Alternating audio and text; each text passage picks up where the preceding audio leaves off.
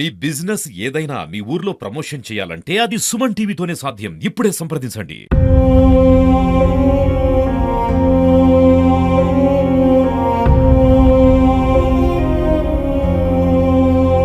చెప్పు నీదేమేమైంది? ఇంకా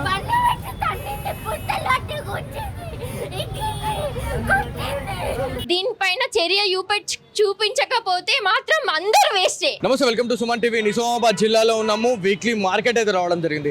so weekly market ఎందుకు వచ్చిర్రు అని చెప్పేసి చాలా మంది అనుకుంటుండొచ్చు.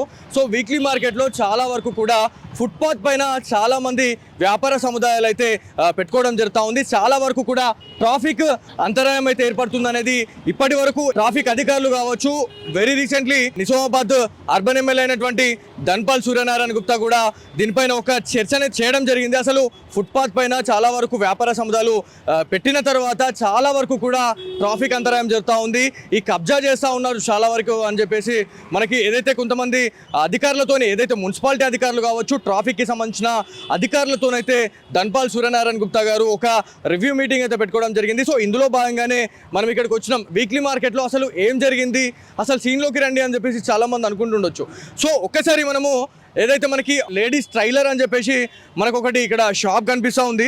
సో ఈ షాప్కి మనం ఎందుకు వచ్చినాము అంటే ఇక్కడ మనం ఆల్రెడీ మాట్లాడుకుంటున్నాం ఏమని, ఈ వీక్లీ మార్కెట్లో ఎవరైతే కొంతమంది ఫుట్పాత్ పైన కూరగాయలు పెట్టుకొని అమ్ముకునే వాళ్ళు ఎవరైతే ఉంటారో చాలా వరకు కూడా ఇబ్బంది పెడతా ఉన్నారు. కొన్ని ఎవరైతే ఇప్పుడు ఈ పర్మనెంట్ షాప్స్ ఏవైతే ఉన్నాయో వాళ్ళకి చాలా వరకు కూడా కొంతమంది వ్యాపారస్తులు అయితే ఇబ్బంది పెడతా ఉన్నారు.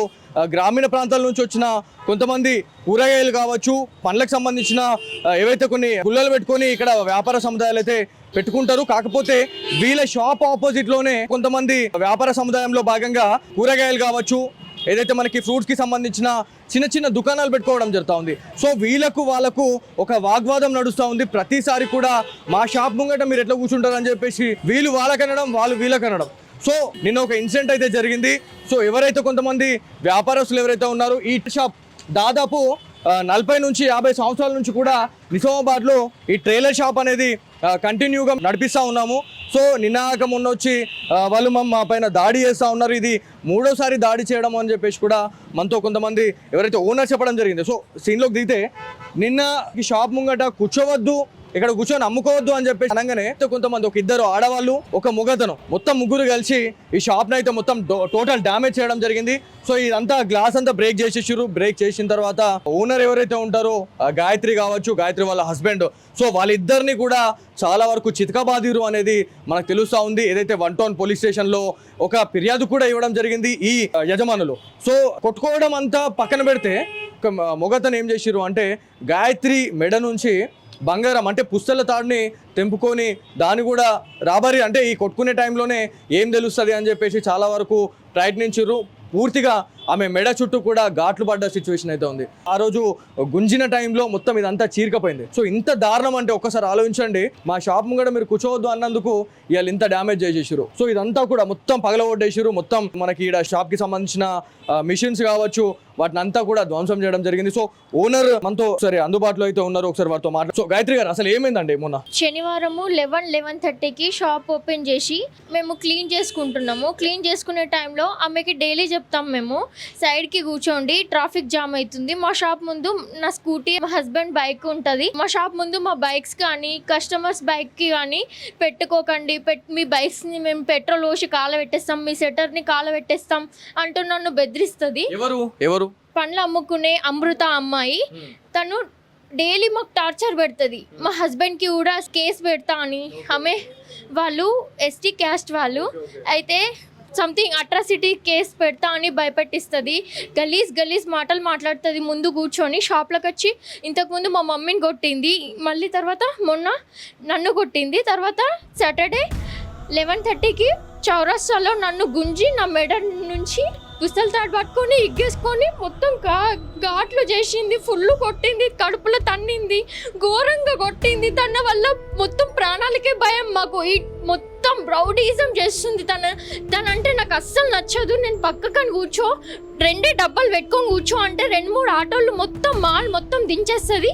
మరి నువ్వే తీసేసుకో, సెటర్ నువ్వే తీసేసుకో, నాతోటి పెట్టుకోకు, నువ్వు పక్కకు కూర్చో అని అంటే పక్కకు కూర్చోను. నేను ఇది నా అడ్డా, నేను ఇక్కడనే కూర్చుంటా, నీ సెటర్ కాల్ చెప్పిస్తా, నేను పాడేస్తా, నేను పొడిచి పాడేస్తా అంటూ నన్ను వేధిస్తుంది డైలీ. నాకు ఆమె తోటి ఫుల్ టార్చర్ ఉంది సార్.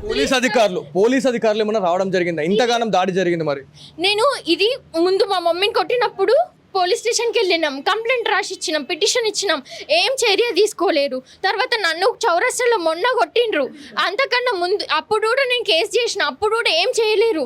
ఇప్పుడు నేను నిన్న శనివారం రోజు కూడా నేను కంప్లైంట్ ఇచ్చిన, కంప్లైంట్ అయింది అంటున్నారు కానీ ఏం కూడా వాళ్ళపైన చర్య తీసుకుంటలేరు. ఇంత దాడి చేసినా కానీ ఆమెను ఏమనలేరు పోలీస్ వాళ్ళు. వాళ్ళతోటి సార్ మాతోటి ఏం కాదని మేము మీ దగ్గరకు వచ్చినాం, మీరన్నా ఏదన్నా సొల్యూషన్ చెప్పండి, మీరు ఏదో ఒక చేయండి సార్, మీరు పెద్దోళ్ళు కదా సార్ అని అంటే వాళ్ళు మాతోటి ఏం కాదమ్మా.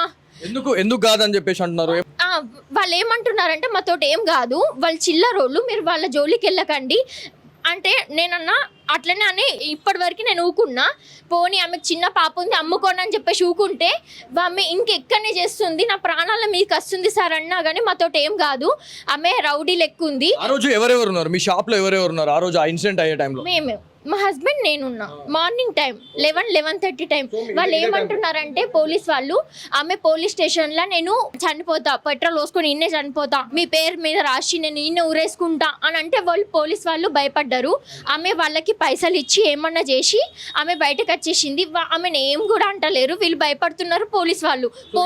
యాక్చువల్లీ ప్రతి దగ్గర కూడా ఇన్సిడెంట్స్ అనేటి సర్వసాధారణంగా జరుగుతూ ఉన్నాయి. చాలా వరకు ఎమ్మెల్యే ధన్పాల్ సూర్యనారాయణ గుప్తా గారు కూడా ఈ మధ్య కాలంలోనే ఒక రివ్యూ మీటింగ్ అయితే పెట్టుకోవడం జరిగింది. ట్రాఫిక్ అధికారులు, మున్సిపల్ అధికారుల నేతృత్వంలో ఇదంతా ఒక రివ్యూ పెట్టుకున్నా కూడా ఏదైతే మనకి చాలా ఏరియాలు, నాట్ ఓన్లీ మార్కెట్ కాదు ప్రతి దగ్గర కూడా అంతే, ప్రతి ఏరియాలో ఇట్లాంటి వ్యాపార సముదాయాలు రోడ్లపైన పెట్టుకొని రోడ్లపైన ట్రాఫిక్ అంతరాయం చేయడం, అదేవిధంగా పర్మనెంట్ షాప్స్ కావచ్చు, లీజ్కు తీసుకున్న షాప్ ఓనర్స్ ఉన్నారో వాళ్ళపైన కూడా ఇట్లాంటి అనుచిత వ్యాఖ్యలు చేయడము, దురుసుగా ప్రవర్తించడం, ఏదైతే మనకి కొంత ఇట్లాంటి అబ్యూజ్డ్ వర్డ్స్ అయితే వాడుతున్నారు అనేది మనకు తెలుస్తూ ఉంది. సో ఎవరైతే గాయత్రి చేసిరో అంటే ఆ రోజు గొడవ చేసిన తర్వాత మన దగ్గర ఒక ఎఫ్ఐఆర్ కాపీ అయితే ఉంది. సో ఫస్ట్ ఇన్ఫర్మేషన్ రిపోర్ట్ అని చెప్పేసి మనం చెప్పుకుంటూ ఉంటాము. సో ఇందులో భాగంగానే ఎవరైతే కొంతమంది దుండగులు ఎవరైతే ఉన్నారో వీళ్ళని వాంటెడ్లీ కొన్ని సంవత్సరాలుగా కూడా ఇబ్బంది పెడుతున్నారు అనేది తెలుస్తూ ఉంది. సో ఇక్కడ షాప్ మీరు నడిపించబట్టి ఎన్ని సంవత్సరాలు అవుతుందండి?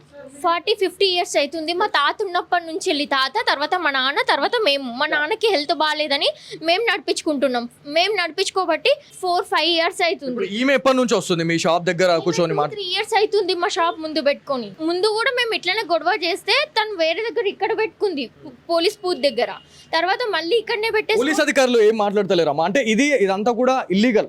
రోడ్లపైన కూర్చొని అమ్ముకునే అధికారం వాళ్ళకి లేదు. ఎందుకంటే వాళ్ళ కోసం ప్రత్యేకంగా రైతు బజార్లు కొన్ని ఏరియాలని కేటాయించడం జరిగింది. కానీ అవి అన్నిటిని వదులుకొని కూడా ఇలా ట్రాఫిక్ అంతరాయంగా వాళ్ళు చేస్తూ ఉన్నారు, ఇదంతా చేస్తూ ఉన్నారు. అసలు ఏంది మరి సార్? ఇది పోలీస్ వాళ్ళతో కూడా ఏమైతలేదు. వీళ్ళు ఎట్లా అంటే వీళ్ళు వినేటి వాళ్ళు కాదు. పోలీస్ మొత్తం ట్రాఫిక్ జామ్ చేసేస్తారు. పోలీస్ వాళ్ళు బెదిరించి లోపలికని కూర్చోండి అమ్మా అంటే పోలీస్ అతన్ని ఇష్టం వచ్చినట్టు గలీజ్ మాటలు మాట్లాడింది. తర్వాత పోలీస్ వాళ్ళని కూడా చేసుకుంది. అయితే వింటలేదు. పోలీస్ వాళ్ళు కూడా ఈమెకి భయపడి వదిలేసిండ్రు. వదిలేస్తే తను ఎట్లా అంటే తనకి పడి అందరినీ భయపడిపించుకుంటుంది. ఫైనల్ గా ఈ వీడియో మున్సిపల్ కమిషనర్ గారు కావచ్చు, అదేవిధంగా సిపి ఎవరైతే ఇన్ఛార్జ్ సిపి అయినటువంటి సింధు శర్మ గారు చూస్తుంటారు, ఎమ్మెల్యేలు చూస్తూ ఉంటారు మెయిన్ గా. సో వాళ్ళకి మీరు ఫైనల్ గా మీరు ఏం చెప్పాలనుకుంటున్నారు ఈ విషయం పైన? ఇప్పుడు ఇట్లాంటి వాళ్ళు ఉన్నారు, అందరు ఇట్లా లేరు, కొందరు ఉన్నారు. కొందరు చేస్తుట్లా మంచి వాళ్ళు కూడా దీంట్లోకి వచ్చేస్తున్నారు. మంచి వాళ్ళ ప్రాణాలు కూడా పోతున్నాయి. ఇట్లాంటి వాళ్ళకి తగిన శిక్ష వేయాలి, ఎవరన్నా చర్య గట్టిగా తీసుకోవాలని నా ప్రార్థన. ఆ రోజు మీకు చాలా వరకు కూడా ఇంజురీస్ జరిగినాయి, చిన్న గాయాలు కూడా అయినాయి. సో ఆ రోజు బంగారం ఏమైనా పోయిందా? మరి ఏమైనా పోయింది. నా పుస్తల తాడు టార్గెట్ చేసి ముందు నన్ను కొట్టింది, తర్వాత నన్ను పుస్తల తాడు టార్గెట్ చేసి మొత్తం లాగేసుకుంది. నా టార్గెట్ చేసి ఇదంతా కూడా మెడపైన మొత్తం ఘాట్లు, అదేవిధంగా ఏదైతే మనకి పుస్తల తాడుకి ఇట్లా గుంజే టైంలో ఇదంతా కూడా ఇట్లా తెగిపోయినట్టు మనకు ఆనవాళ్ళు అయితే కనిపిస్తా ఉన్నాయి. సో చూడొచ్చు, ఏదేమైనప్పటికీ నిజామాబాద్ జిల్లాలో ఇట్లాంటి ఇన్సిడెంట్స్ అనేటి కొత్త ఏం కాదు. సో ఇదంతా రొటీన్గా జరుగుతూ ఉంది. సో మమ్మల్ని ఎవరు ఏమంటారులే అనేటట్టుగా కొంతమంది వ్యవహరిస్తూ ఉన్నారు. అదేవిధంగా అట్రాసిటీ కేసులు పెడతాము, ఎవరైతే మా పైన ఎవరైనా దాడి చేసినా లేకపోతే ఏమన్నా మా పైన విరుచుకుపడ్డా కూడా ఇట్లాంటి కేసులు పెట్టి మేము మిమ్మల్ని ఇరికిస్తామని చెప్పేసి కూడా వాంటెడ్లీ భయపెట్టిస్తున్నారు అని చెప్పేసి మనకు చెప్పడం జరుగుతూ ఉంది. సో ఏదేమైనప్పటికీ వీక్లీ మార్కెట్లో ఏదైతే వ్యాపార సముదాయాలు ఏవైతే ఉన్నాయో రోడ్లపైన కూర్చొని తాయి బజార్ వసూలు చేసుకుంటూ ఇవి బాజప్తా తాయిజ్ బజార్ కడుతున్నాం కాబట్టి మేము కడుతూ ఉన్నాం, మేము కూర్చుంటాం అని చెప్పేసి వాళ్ళు మాట్లాడుతూ ఉన్నారు. సో ఇదంతా కూడా మున్సిపల్ అధికారులు చర్య తీసుకోవాల్సిన అవసరం ఎంతైనా ఉంది. ఇవల్ల కొట్టిరు, కాకపోతే రేపు పొద్దున చెప్పినా కూడా ఎవరు అడిగేటోళ్ళు ఇలా అంటే ఆ రోజు ఏదైతే మనకి సాటర్డే రోజు 11 నుంచి 12 గంటల సమయంలో ఇది మొత్తం అంటే చాలా మంది చూస్తుండగానే ఈ దాడి అయితే జరిగింది అనేది గాయత్రి చెప్తా ఉంది. ఇది ఇంతగానం నేను లాస్ అయినందుకు నా ప్రాణాలు పోతే మా మమ్మీ డాడీకి దొరికాయి. మా హస్బెండ్ ఒంటరి అయిపోతాడు. నన్ను నమ్ముకొని నన్ను చేసుకొని మాకు ఎవ్వరు నడిపేటోళ్ళు లేరు. మేము బతుకుందామని చెప్పేసి మేము కష్టం చేసుకుంటే మమ్మల్ని కష్టం చేసుకొనియకుండా మా ఎంబట తలుగుతుర్రు ఇట్లాంటి వాళ్ళు. 20 రూపాయలు చిట్టి చింపేటోళ్ళు, మేము వేలకు కిరాయిలు కట్టేటోళ్ళము. ఇప్పుడు ఇంత ఇన్సిడెంట్స్ జరిగినా కానీ ఎవ్వరు ఏ చర్య తీసుకుంటలేరు. పోలీస్ వాళ్ళు కూడా ఏం చేస్తలేరు. మున్సిపల్లో కూడా కంప్లైంట్ ఇచ్చినాం, వాళ్ళు కూడా ఏం చేయలేరు. ఇట్లాంటి డైలీ గొడవలు మేము ఎట్లా భరించాలి? ఎవరు పట్టించుకోకపోతే మేము ఏం చేయాలి? మేము కిరాయిలు కట్టాలి. ఇప్పుడు ఇంతగానం డ్యామేజ్ చేసేసింది, ఇదంతా క్లీన్ ఎవరు చేసుకోవాలి? నేను ఎప్పుడు కస్టమర్స్కి ఇవ్వాలి బట్టలు. ఆమెనేమో నిన్నటి నుంచే పండ్లు అమ్ముకుంటుంది బయట కూర్చొని 20 రూపాయలు. చర్యలు ఏం తీసుకోవట్లేదు అని చెప్పి అంటున్నారు. తీసుకుంటలేరు.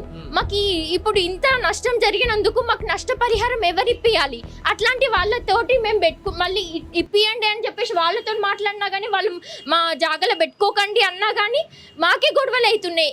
మరి మేము ఎక్కడికి వెళ్ళాలి? ఇప్పుడు నేను 3 లక్షలన్నర వరకు నేను లాస్ అయిపోయినా. నా మనీ ఎవరు ఇస్తారు? నా ప్రాణాలు పోతే, వాటికంటే ముఖ్యం నా ప్రాణాలు పోతే.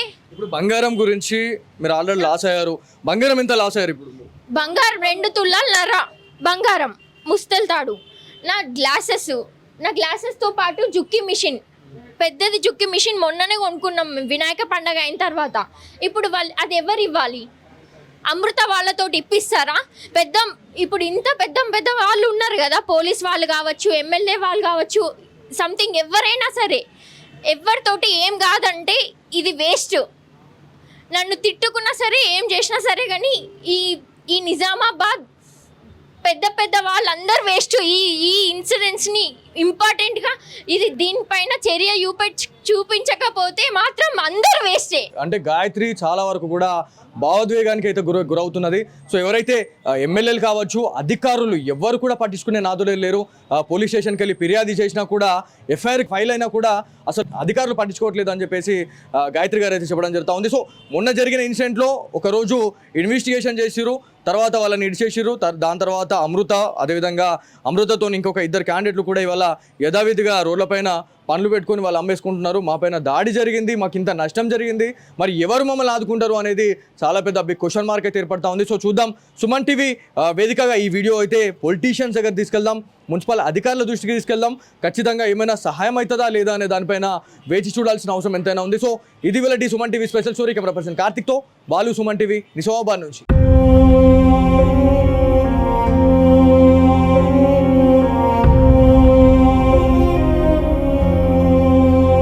చెప్పు నీదేమేమైంది? ఇంకా